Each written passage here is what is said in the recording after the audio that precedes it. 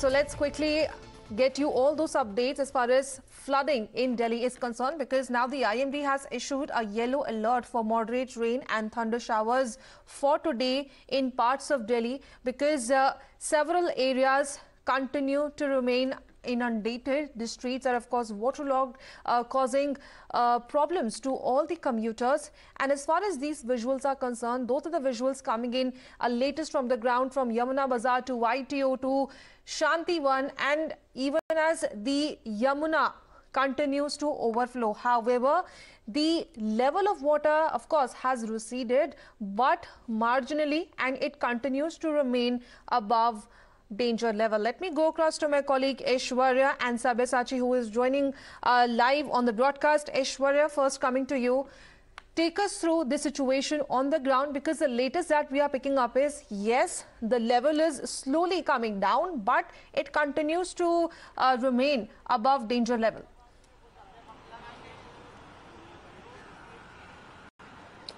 Well, certainly, yes, Shivya, the level of water of River Yamuna had come down a little bit. It's 207.5, which was recorded at 9 a.m. today. It was 207.8, which was recorded last night at around 11 a.m. So some sort of respite, but still in the low-lying areas of the national capital, there had been complete flooding. Currently, I'm standing outside the Raj Ghat, which is Samadhi of Mahatma Gandhi, and the visuals itself clearly narrates the whole story, that how much the water has come to the streets. Certainly, the rising level of River Yamuna had come into the drains of the national capital, and on the other side, it is the roads and the low-lying areas, including ITO, Wazirabad, and Majnuga Tila, which are completely flooded. Let me show you these visuals of inside the Raj Ghat. This particular road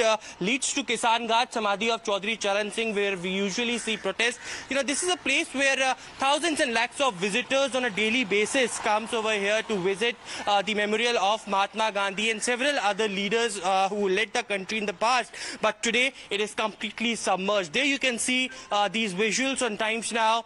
This is Raj Ghat, where on a daily basis, as I mentioned, thousands and lakhs of visitors from abroad and from India comes to visit this memorial. But today it is completely submerged under the water.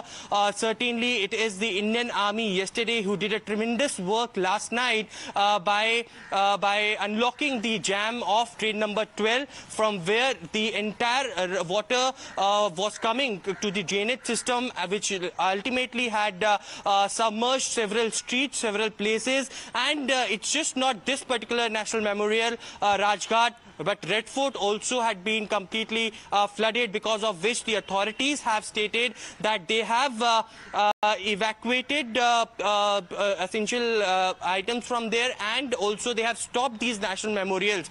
We have been told that at Raj Ghat, 4 water pumps had been installed so that water can be poured out as soon as possible, but the authorities have failed. This is day number 3 where we are witnessing such pictures.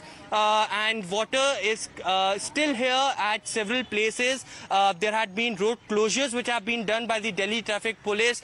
Diversions have been made, but such pictures are unprecedented. We have never seen before, and therefore the reason perhaps Delhi Heights are asking the answers from the Delhi government, from the authorities, as to somebody has to be responsible enough to answer on these pictures as to why such situation came. It is blame game that has been going on. Delhi Chief Minister Arvind Kejriwal yesterday clearly stated that since last 3 days there had been no rain in Delhi, but it is the water which has been released from Haryana, from Hatnikund barrage, because of which such situation of Delhi is being faced, and blame game is something which is currently going on. But these pictures are unprecedented from Raj Ghat, as we are showing, Shivya. Of course, at a time like this, answers are needed, because the question is, who is to be held accountable? Who will take the accountability when the people of Delhi are suffering? Coming to you, Sabyasachi, of course, Army and NDRF was pressed into service. There was a late-night operation as well that was going on to, of course, bring back normalcy in the national capital. Today, what we are expecting on the ground, how the restoration work is going on?